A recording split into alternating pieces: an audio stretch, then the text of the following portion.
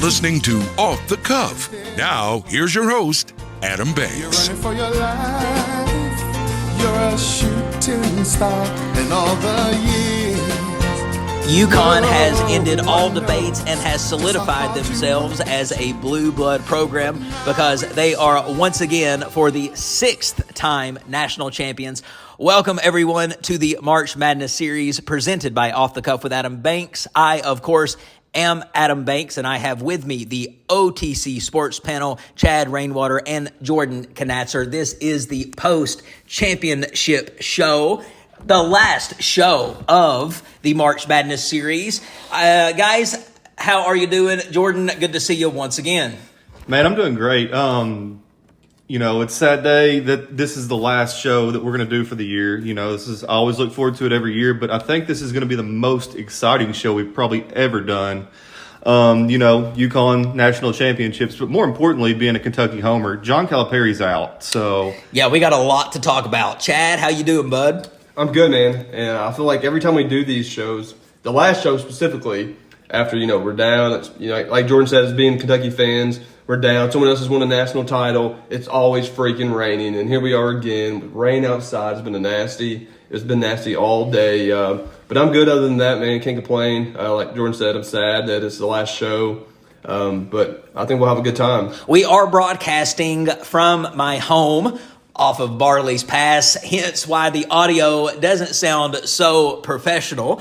But nonetheless, we still are coming at you live here at the WLXU 93.9 FM. I want to start off by talking about the Off the Cuff Bracket Challenge. Congratulations to the winner, Chongo Noakes, who had one hell of a bracket. He picked UConn to win it all. Chad, you were right in the top 5 of the finishers there, and you had UK winning it all. That just means you had a great bracket, but not good enough. Congratulations to Chongo. Your $25 free Amazon gift card is on its way. I finished a solid 35 out of 49 people. Chad, where did you end up on the list? Well, I checked in the weekend, and I was tied for first in the off-cuff bracket challenge. I ended up finishing 13th. I guess 12 people ahead of me had UConn winning. So I was just there for blanks and giggles, I guess. But yeah, it was nice while it lasted. I knew I wasn't going to win, but it was just a little teaser. Jordan, where did you end up finishing in the bracket challenge? I think I finished like 130th, so I had a terrible bracket this year. I had too much faith in Kentucky. It just didn't work out for me this year, so I apologize, but my insight on the NCAA tournament just wasn't as good this year as it usually is. Well, you touched on it a little bit at the top of the hour, Jordan. You broke it there. I guess it's not really broken at this point. The whole world in college basketball knows now that John Calipari has left Kentucky as the head men's basketball coach. He arrived in Arkansas earlier today. He is now the men's basketball coach at Arkansas. The announcement broke on Sunday night. Rumors started swirling if he was leaving. Jordan, when you first heard the rumors on X and circling around social media, what was your first thoughts? Because this isn't the first time rumors like this have circulated about our coach. It was kind of mind-blowing at first, just to, the mindset that he's going to leave Kentucky just out of nowhere on a Sunday night and go to Arkansas. But like you said, it's also... this has happened before, the UCLA job. There's been several other jobs. There was words that he was thinking about going to USC, but, it spiked very quick and it started getting reported by everybody really quick. So you started to realize this might actually be real. And then before the night was over, you knew, it was almost a done deal. Everything was done, but it was, but the contract being signed. So it's time for a new day and a new age in Kentucky. And Chad, I'm very interested to hear what you thought when it became official that John Calipari is leaving Kentucky, once he posted his video announcing that he was leaving, because you've been very vocal on social media, not so much of the March Madness series, but you've been pretty vocal about Calipari not being the guy here anymore. What did you think when it became official that Calipari is no longer the coach at Kentucky? It's really weird right now. Despite how I've been towards Cal these past few years, it feels like I'm honestly a little sad. I'm not sad. I'm not upset that he's leaving. I'm okay with that. I was okay 2 weeks ago when he said he was coming back for another year. I was fine with him coming back, and I made a post about him. I said, this is not what I expected, but I'll cheer the Cats, harder than ever next year. I still behind him, but when I saw the video earlier today of him coming in and wearing red, it's surreal, and it still hasn't hit me yet, and I'm sure it won't hit all of us until basketball season actually starts. But for 15 years, that's a long time, and I was still a youngster, or all of us were still young and didn't have gray hair when he first got here. Some of us had hair when he got here, and nice. No, I'm just. How do you think he'll do at Arkansas? I think Calipari, he's gonna do the same thing. He's gonna bring in his recruiting classes. He's gonna get these good young freshman players. I think he's finally starting to realize he has to bring in some older talent now through the transfer portal. I think Calipari will do just fine at Arkansas. He's going to have a top 25 type team, I would say, for the rest of the time, for his next 5 years at Arkansas.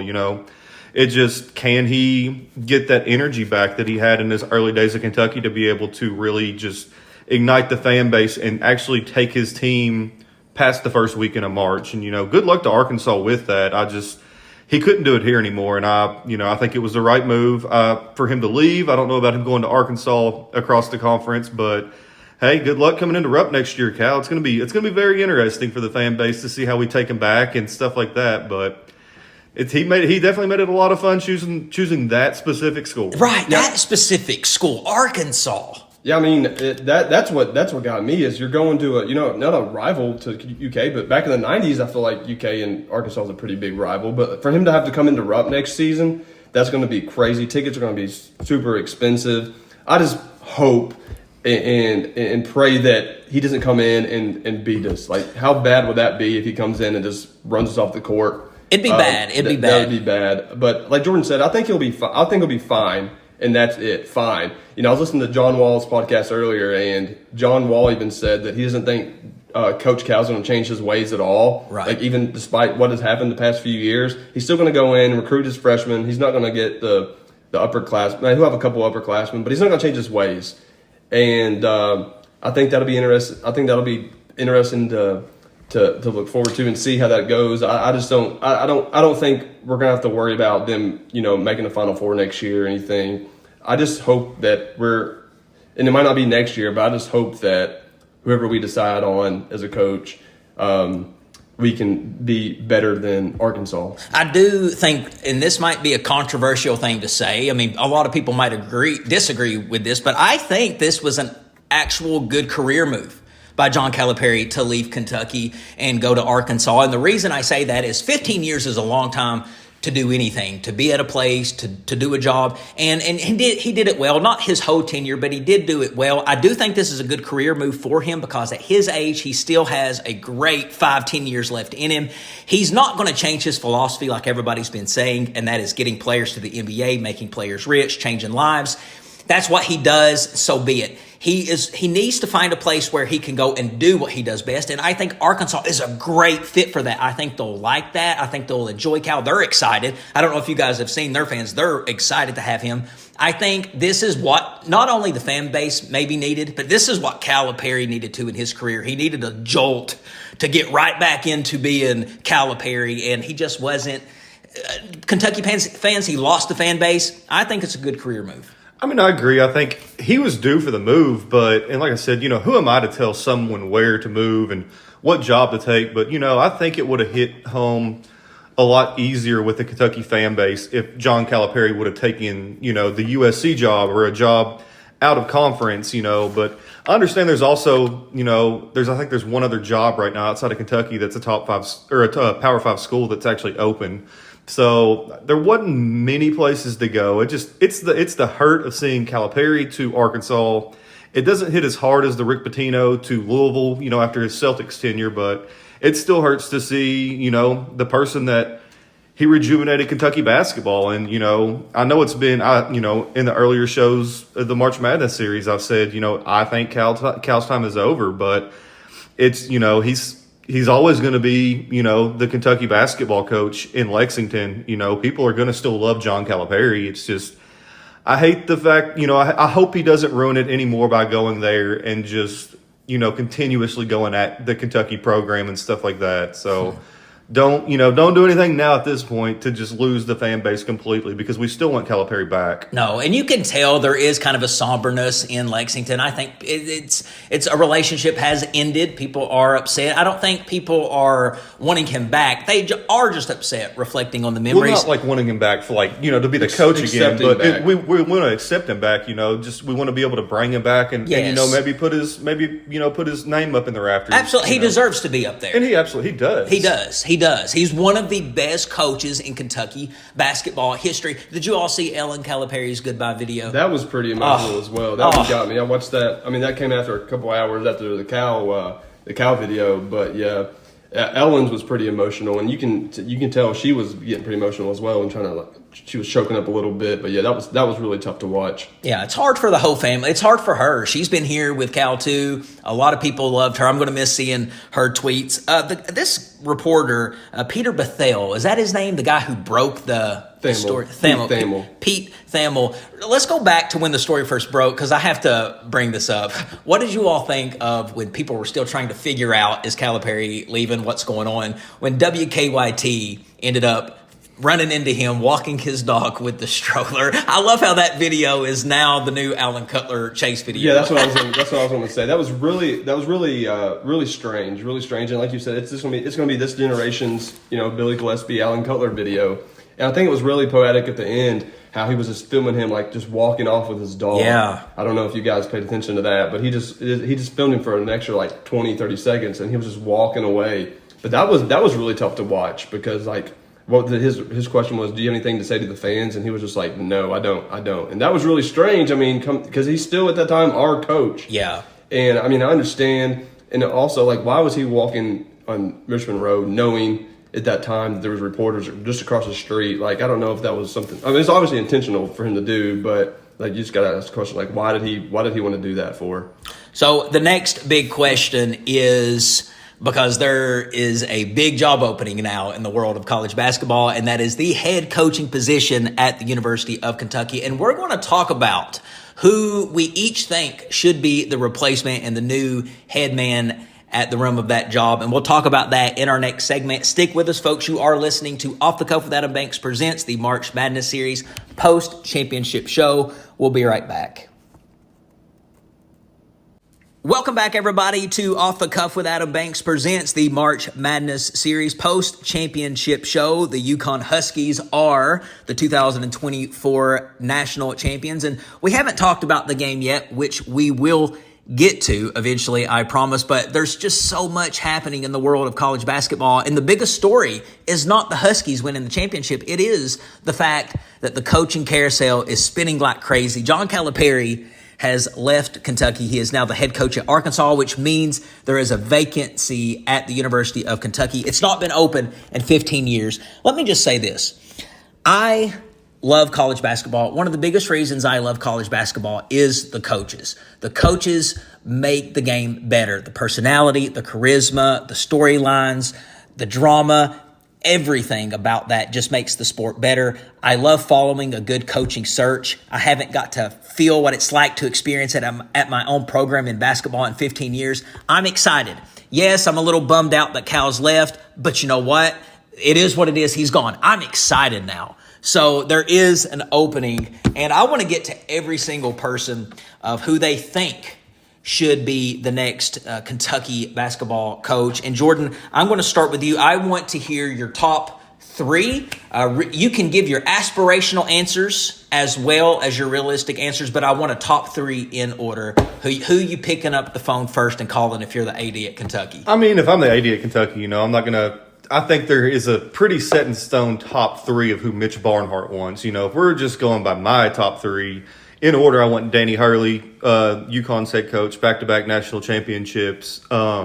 Secondly, I want Brad Stevens. I've always been a big Brad Stevens advocate. I know he's the president of the Celtics basketball operations now, but he did great things in the NBA with the Boston Celtics. He did great things taking Butler to back-to-back national championship games. Mm-hmm. Yeah. So he's always been a name that I wanted here. And then third, I'm going to go Billy Donovan. He's been out of the college game for 10-ish years now, so, he's been gone for a decade. But, the Florida years, and I just always wanted Billy Donovan to be here in Lexington and come back. He was the assistant coach whenever Rick Pitino was here. But if I had to pick my top three, if I'm the AD at Kentucky, I'm calling those three in that order. And if they don't pick up, then it's time to move to the next list. And, there's still several other coaches I wouldn't mind seeing here. But I think that would be my top three best ones that would give us the best chance to go back and go to Final Fours and win championships. Okay, let's break down each one of your choices, and we'll get to Chad's list. You said the first phone call, if you were the AD, would be to Dan Hurley. I love that. I think that Dan Hurley is one of the best college basketball coaches in the game today. I like his intensity. I don't know.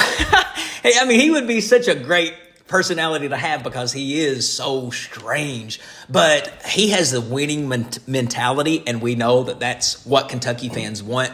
I love that hire in Dan Hurley. Chad, do you? Oh, absolutely. He was number one on my list as well. I just don't know if that's who we'll be able to get. He has a really good thing, obviously, going at UConn, and I know, as everybody else knows, that money talks. So we'll have to see what kind of offer that UK puts out for him, but he has a great thing going. I think he said earlier today that he's just worried about a three-peat at Connecticut. So why? Yeah. And I've had people ask me at work who aren't Kentucky fans, why would he leave UConn to go to Kentucky? And this was on Monday. Yeah. And I was like, okay, what's the biggest story today? I was like, is the biggest story that Cal's leaving and that we're looking for a new coach? And I guess Kentucky in general, UK basketball in general.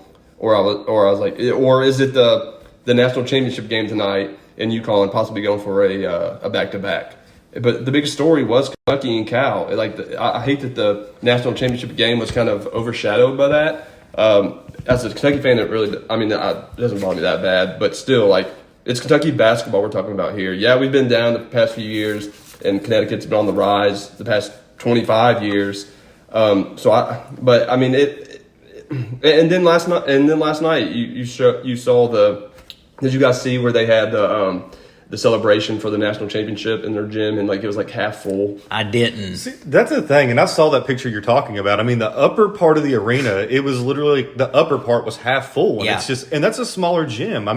If you come to Kentucky and win a championship, let alone back-to-back, we're going to pack the streets of Lexington. Yeah, Cal had to go on a weekly trip tour across the state. You're going to have 200,000 people outside of Rupp, not including having Rupp filled to the top. Yeah, I think UConn could win 20 national championships, and you're still not going to make that state care like Kentucky does about basketball, and that's just how it is, and that's something to think about. And Dan Hurley just seems like a type of guy who wants to be at the top of his game. Kentucky is at the top of would be at the top of the field being in college basketball. But you made a good point, Chad. He has a chance to chase a three-peat. Has that ever been done? Well, but I guess John Wooden did it, didn't he? I would say I would be lying if I said something, but I want to skip back to Hurley for a second. It's just, you have a program like Kentucky, and if they're willing to back the Brinks truck up to the front door and just unload all this money on them,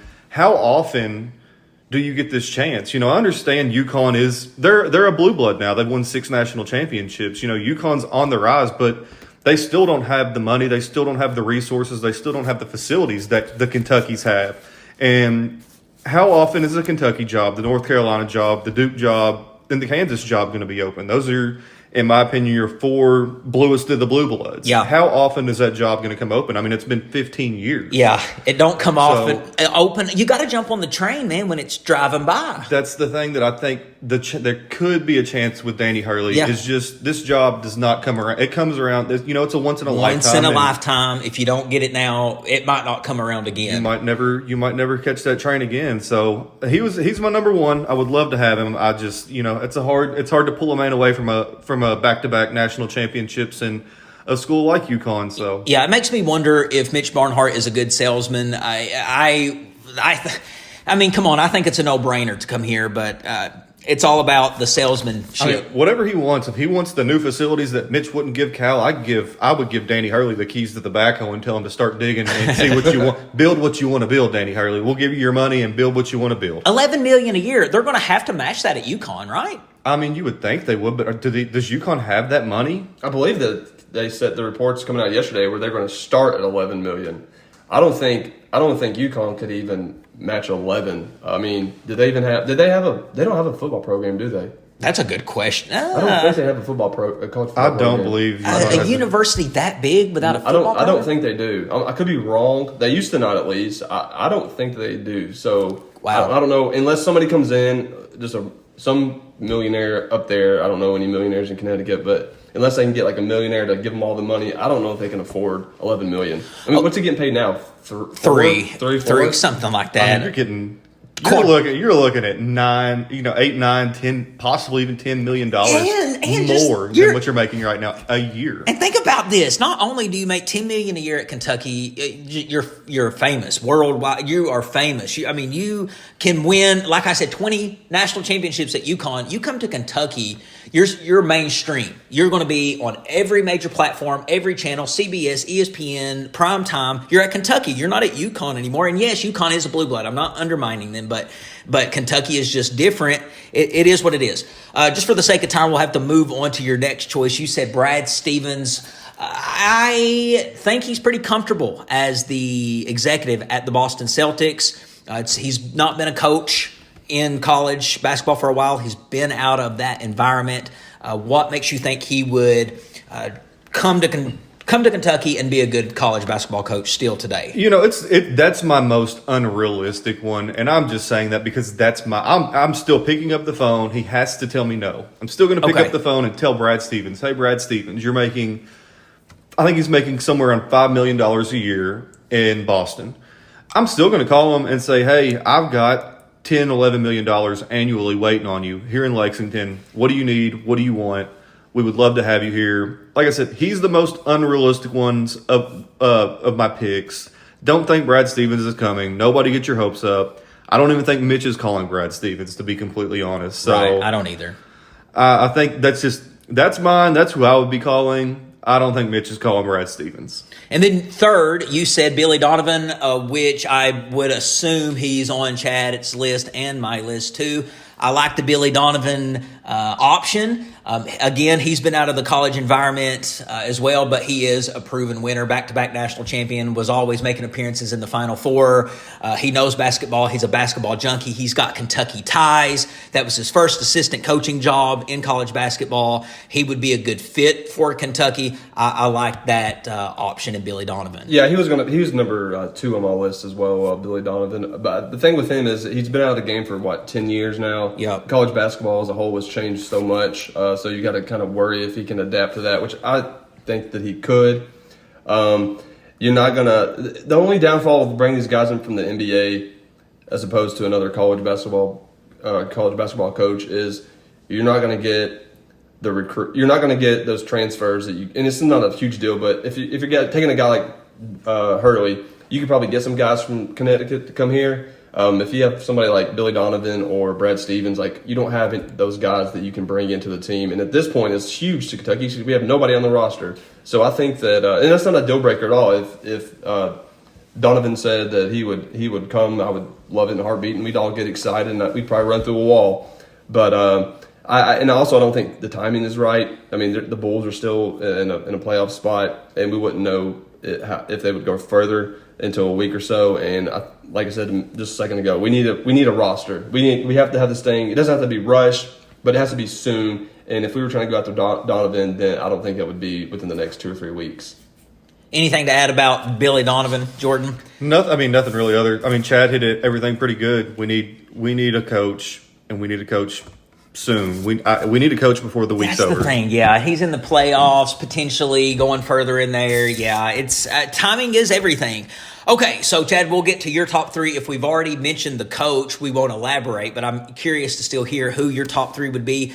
In order, if you were the AD, who would be your first phone call? No, is this my list as of now or Monday night? Because it's changed because we've had a couple of guys say no. But you want to say my list from?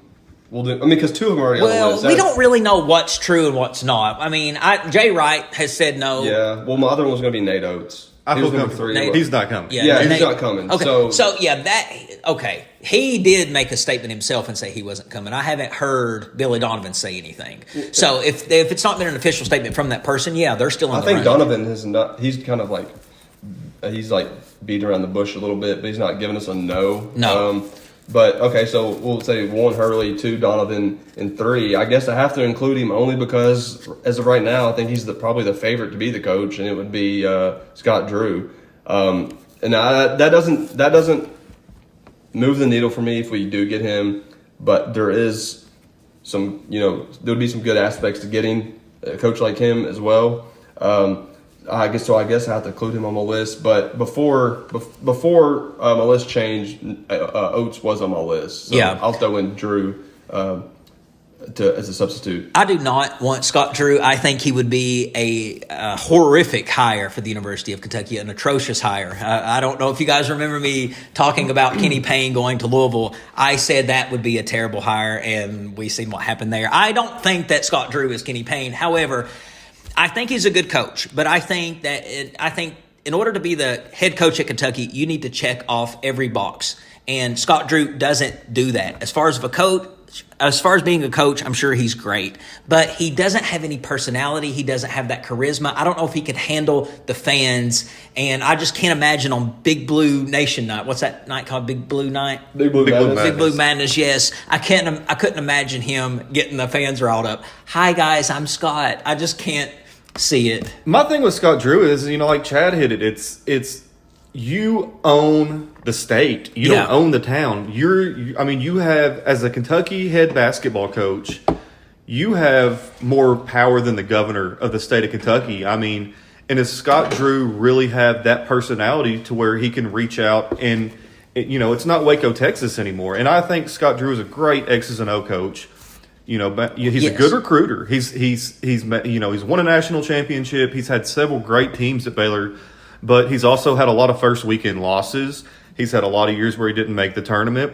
He did take a terrible, terrible, terrible Baylor program in 2005 and make them into a very, into a constant top 25 team every single year, but they've been in 10 NCAA tournaments in a row. He's not missing the tournament, but can he do, I think he's going to have more resources at Kentucky. He's going to bring in recruits. He's going to bring in transfers. But I think it's the spotlight of the actual Kentucky job that people aren't thinking of. That I just don't think Scott Drew is going to be able to adapt himself to be what this fan base expects out of a coach. John Calipari was that in 2009 when he was hired. He was very vocal. He's loud. He wants to be there. He wants to be around the state. He was a politician. That's what made him so good for this job. Same with Rick Pitino. Rick Pitino wanted to be loud. He wanted to be heard. He was everywhere. He was a fit for the Kentucky job. I just don't see Scott Drew having that in him to be able. I think we'll end up having to run him out of town after a couple of years, and I don't want that.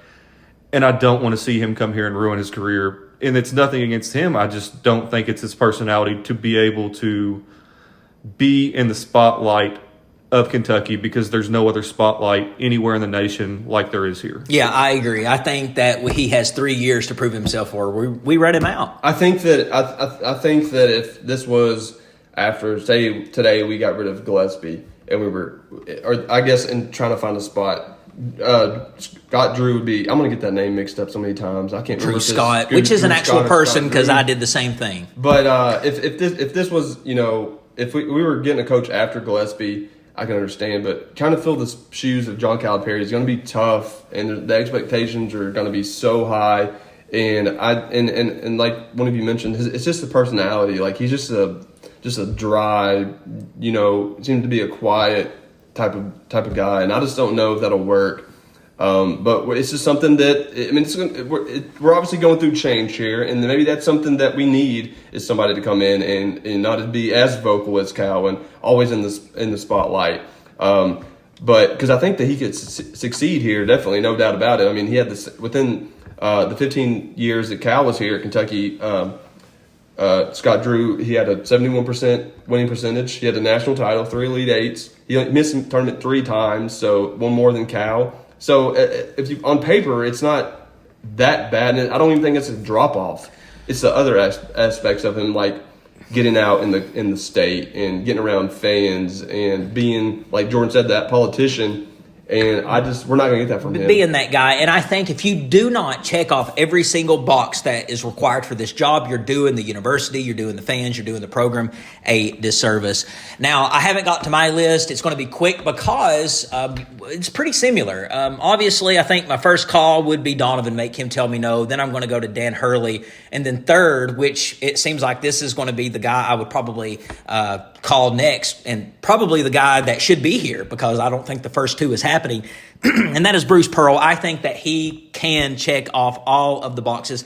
Listen at what he's done. Bruce Pearl, he has the schools that he goes to, he makes impacts. He went to the Tennessee, and he had them rocking and a rolling. He had them mainstream. He had them as a top-level basketball program, took them to their first Elite Eight, and then he went to Auburn, a place that doesn't care about basketball, a place that was all about their football, a place that could barely fill that arena. Now he's went to Auburn, went to a Final Four with them. If you watch them on TV, they look like they're one of the best fan bases in college basketball. That's crazy to me. He did that at Auburn. Look at what he does with the resources that he has.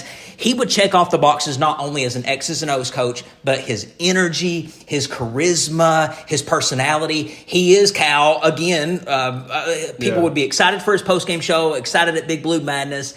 He's a star. We need a star at Kentucky. We need some name recognition. We need branding. He's famous. Scott Drew's not. Bruce Pearl, he's just the guy. That would be my only different name than what you guys had. So what do you think about Bruce Pearl possibly being a replacement for Cal? I love the Pearl pick. I did not include him in my top 3, but I think, from the actual media aspect of it and what the fan base wants to see in a coach at Kentucky, and somebody that, can put themselves out there and actually compete and make themselves the coach that Kentucky wants, would be, either A, Danny Hurley, or Bruce Pearl. Like you said, he's got the enthusiasm, he's got the drive, and he's got, he's known as a winner. He doesn't have a national championship, but he's also not been, Tennessee's not a basketball school. They're not a basketball school. Kentucky, you're gonna get your resources, you're gonna get better players, and you're gonna win more when you get here. Is there something going on with Bruce as to why he's not really been mentioned as a replacement? I think it's because he has some baggage. I'd say it's Mitch, not Bruce. You know how Mitch is. He has his morals, which isn't a bad thing necessarily, but Bruce does have a little bit of baggage, and I don't think Barnhart wants to deal with any of that. And I think that's why he's going after the guys that have a little bit or a clean slate. And I think that's the only reason that's holding him back from reaching out to Pearl. He would wear a big bright blue jacket when we played Arkansas. He's exactly who we need. But yes, I promise you guys, there was a Final Four this past weekend, and we're going to talk about that on our next segment coming up after these words. Stick with us. We will be right back. Welcome back, everybody, to Off the Cuff with Adam Banks, the March Madness series. This is the post-championship show. I am Adam Banks, joined by my OTC sports panel, Jordan Conatser and Chad Rainwater. The Final Four was this past weekend. Let's talk about it. UConn and Alabama, 86-72 was the final score in that one. UConn obviously defeated Alabama. They were tested, though, unlike any other game that the Huskies had to go up against. Alabama gave them a good game. Most of the games that the Huskies had in March was blowouts, but UConn, they kept their composure and they ended up winning the game. I thought it was a good performance by both squads. Yeah, and Alabama played great this game. They were only down by, I think, 4 at halftime. Played as well as they could have, but UConn was just a machine. That was their 11th straight NCAA tournament win by at least 13 points. And, I mean, Alabama had a heck of a run. They were definitely a team that I didn't expect to get in the Final Four. But UConn they were just too tough. You know, they had 5 guys in this game go for double digits scoring wise, and it was just their year. They just ran away with it at the end. I mean, I think it was back and forth there for a little bit in the second half, and then UConn obviously ran away with it about 14 points. But yeah, that was kind of what we all expected, I think. But yeah. Nate Oates making himself more money off of that Final Four because obviously he's going to be a hot name for openings. Alabama was quick to renew his contract and give him a big raise. Did you get a chance to watch that game, Jordan? I watched a little bit of both of the Final Four games. I watched up to the point where Alabama just kind of, you go a little bit cold. UConn shows their talent level and just kind of takes off on Alabama a little bit. And then the Purdue, NC State, I just didn't think it was that much. So I struggled with the Final Four, but I did watch all of the championship game. Oh, you did, yeah. The NC State Purdue 63-50. It was definitely DJ Burns versus Zach Edey in that one. 2 great college players. Well, Zach Edey just made DJ Burns. And I was cheering for DJ Burns. A great player to watch. Fun player, but 8 points, 1 rebound, 4 assists. Zach Edey, he couldn't do anything with Zach Edey. Zach Edey is dominant. He's 7 foot. Is he 7'4"? I think he's 7'13". 7'4". Huge. Good God, man! And he's Asian, right? He's from Canada too. So like was it Yamin? Yeah, man. I tell you, Zach Edey. I liked his attitude. I like his style, and and not to mention, I like DJ Burns. I mean, that was a true college basketball battle, and NC State's came up short. They had a very impressive year, but Purdue ended up going to the championship game to make it UConn versus Purdue, which we'll talk about after these words. Ladies and gentlemen, stick with us. We will be right back. Welcome back, everybody, to Off the Cuff with Adam Banks. I am Adam Banks, and this is the March Madness Series post-championship game show. I am with my OTC sports panel, Jordan Conatser and Chad Rainwater. The championship game was this past Monday, UConn versus Purdue. UConn won their 6th national championship. UConn has solidified themselves as a blue blood program. I tell you what, UConn, I've said this before on the show, they could win 25 championships. I don't think UConn fans are going to care like Kentucky fans or Duke fans or North Carolina fans, but that still doesn't matter. When it comes to UConn being a blue blood program, 6 national championships. They are now tied with North Carolina for the 3rd most national championships behind Kentucky. Duke and Indiana have 5. Kansas has 4. UConn, they're a powerhouse. They're a powerhouse. But, Danny Hurley still, he should still come to Kentucky. I think that's who they should hire. Or, hold on, are we talking about the champion? Oh, yeah, we're talking. There was a championship game on Monday, wasn't there? There was, I think. It's... Like you said, they're a blue blood. They're a new blue blood program. UConn, in 25 years, they've won 6 national championships. Really, you can't. That's hard to believe. That's something that doesn't happen this day and age in college athletics. And they've 3 different coaches. They've been on a roll, and they've been unstoppable for the past 2 years. They outscored their opponents by 140 points this year in the tournament, yep. And it's been it's been outrageous. It's something you don't see. Everything they're doing right now is something you don't see. And congratulations to UConn. I have nothing against UConn. They're playing level of basketball and stuff like that. It's been great. They've been fun to watch the whole season. But they just ran through the NCAA tournament, and in one of the harder years and one of the more even years I feel like we've had in a long time, and they did not slip. And, really nobody gave them a game. Yeah, not only were they dominant this year, they also dominant in 2023. and they're only the two teams that have ever won 6 games each year by 13 points, this year and last year. But yeah, Hurley came in with the game plan. And very hard to do to win back-to-back national titles. Absolutely. Let's not forget that. And this is and it seems like every time UConn makes it to the Final Four, well, actually that doesn't seem like it is true. Whether you're 6-0 now in the Final Fours, like that's just crazy. So every time they get to the Final Four, you might as well just assume that they're going to win it, unless Hurley comes to Kentucky. Okay.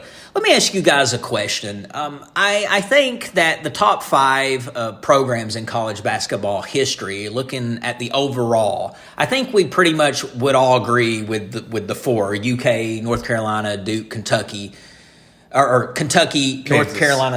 Kentucky, North Carolina, Duke, and UCLA being 4. Would we agree that they're I'm not even putting UCLA in it anymore. in the top 5? I'm putting Kansas and UConn.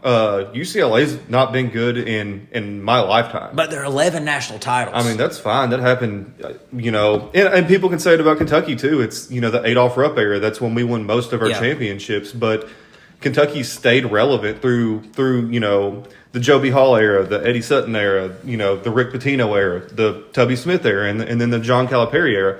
UCLA has not been relevant. They've had a year or two where they've been good. I don't consider UCLA a top 5 blue blood program anymore. UConn has taken that spot, and UConn might be, I think at this point you might be able to consider them above, a team possibly like Duke, because, Duke's relevancy didn't start until Coach K got there. Yeah. But if we're looking at the criteria, and it's hard to kind of determine who's the top 10 when you don't have a criteria.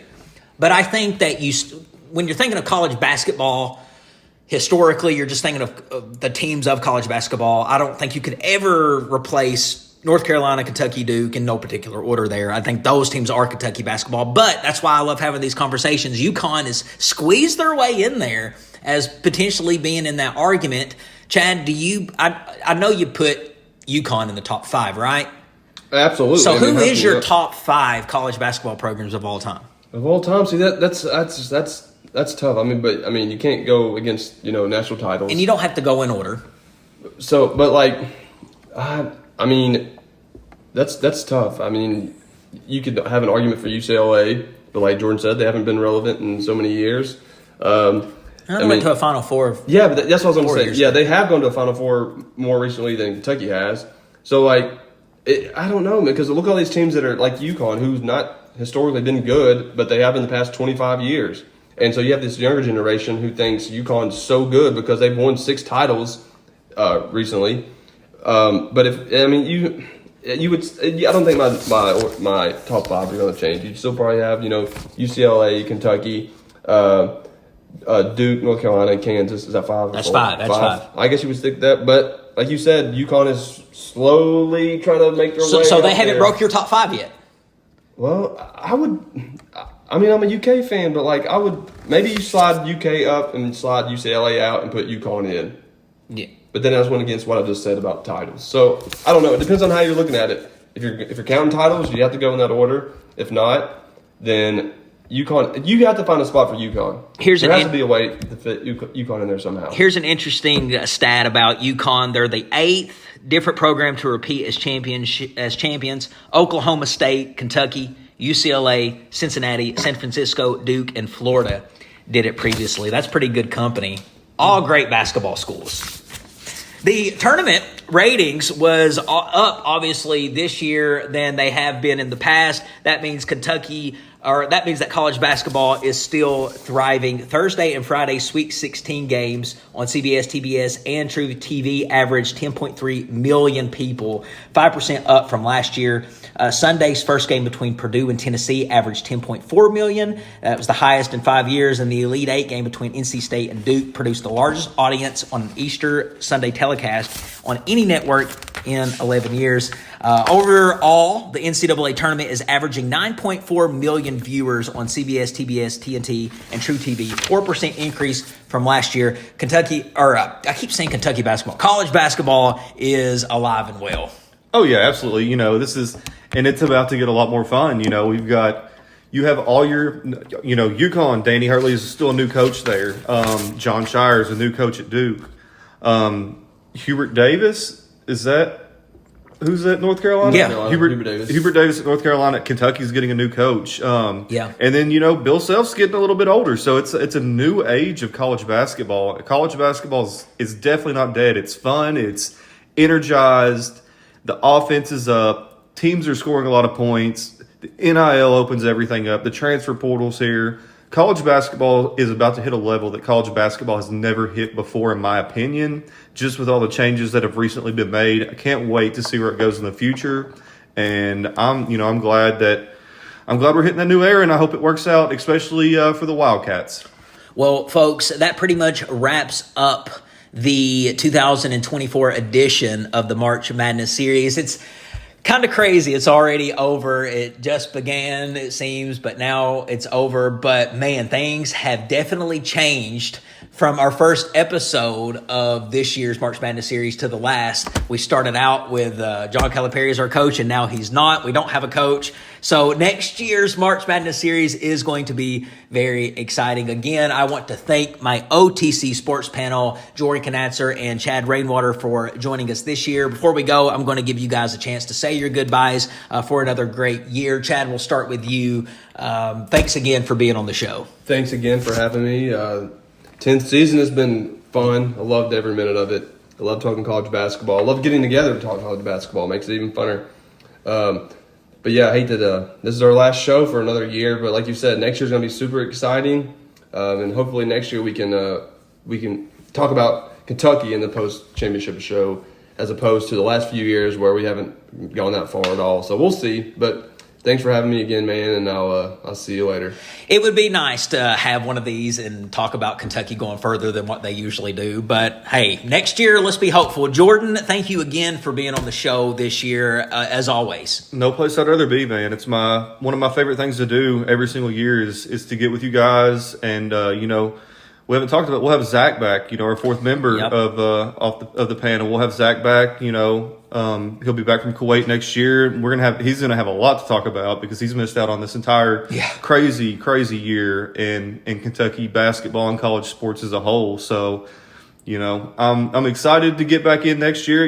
Heck, maybe we can even throw a podcast in every now and then and give her thoughts because we still do have to hire a coach. So it might be fun to talk about. Ooh, yes, that is a great idea. And, you mentioned Zach. Zach, we miss you. We love you, buddy. You will be back next year on the panel. And I would have loved to have had Zach this year, especially this episode, because I would have loved to have heard what Zach... This is where Zach masters it. I know he would have been all in on Rick Pitino, and I would have loved to have heard that rant. But again, as always, thanks to all the listeners for tuning in. We love you very much. This has been Off the Cuff with Adam Banks presents the March Madness series, the post-championship show. This has been, in general, the March Madness series. We will see you next year. In one shining moment, it's all on the line. In one shining moment, they're frozen in time. But time is short, and the road is long. In the blinking of an eye, that moment's gone, and when it's done.